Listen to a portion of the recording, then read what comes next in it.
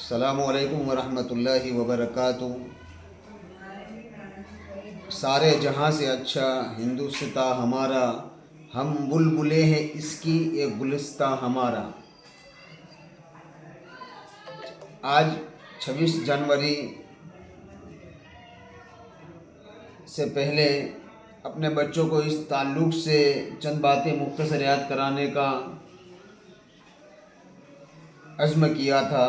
الحمدللہ آج کا یہ سبق آپ کے سامنے پیش کیا جا رہا ہے کہ ہمارے بچوں کو، بلکہ ہمارے دیش کے ہر بچوں کو، چاہے وہ مسلمان کا ہو، سکھ کا ہو، عیسائی کا ہو یا ہندو مذہب کے کسی بھی بھائی کا ہو، لیکن اسے پتہ ہونا چاہیے کہ ہمارے اس ملک میں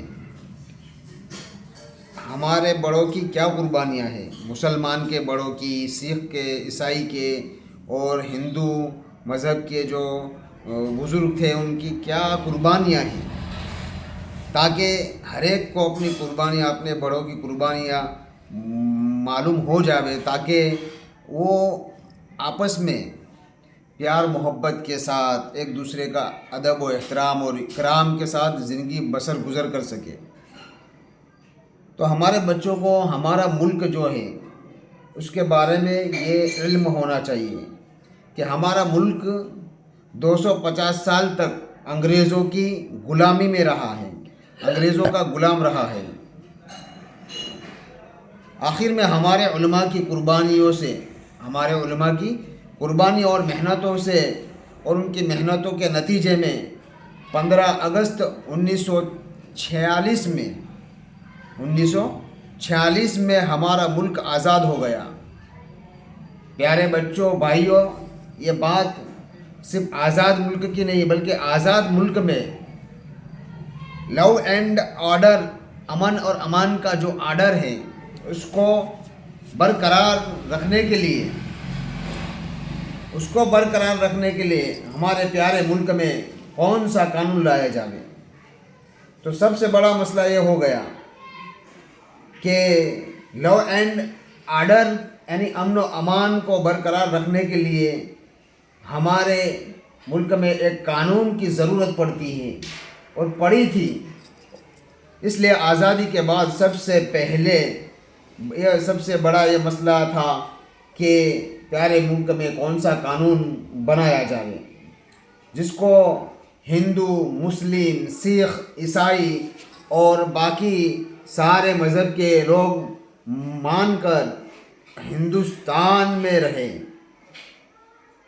اس لیے خاص یہ چیز ہمارے سامنے آئی تو ہم یہ بات کو دھیان سے سنیں کہ ہماری جو آزادی کے بعد ہندوستان میں ہمارے پیارے ہندو بھائیوں کی تعداد مسلمان کے مقابلے میں زیادہ تھی اور مسلمان پاکستان بھی لے چکے تھے۔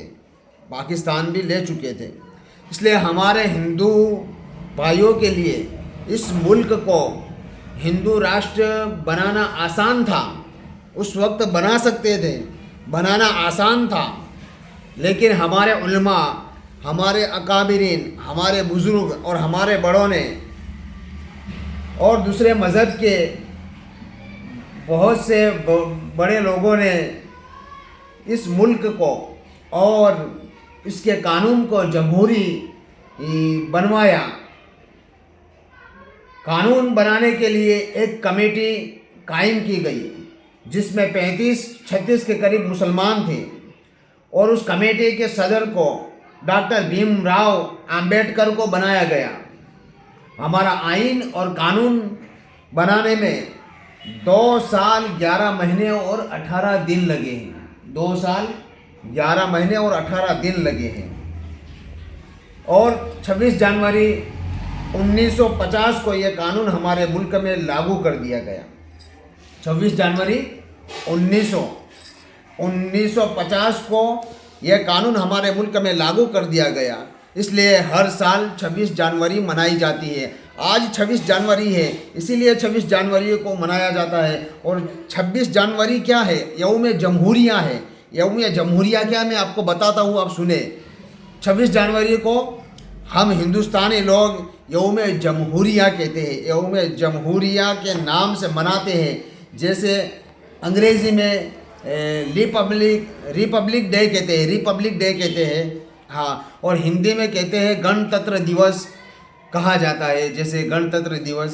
تو جس طرح مسلمانوں نے ہندوستان کو آزاد کرانے کے لیے اپنی جانوں کی قربانیاں پیش کی, اپنے جانوں کی نذرانے پیش کیے, اسی طرح قانون بنانے میں ہمارے علماء اور دانشمند حضرات نے بڑھ چڑھ کر حصہ لیا.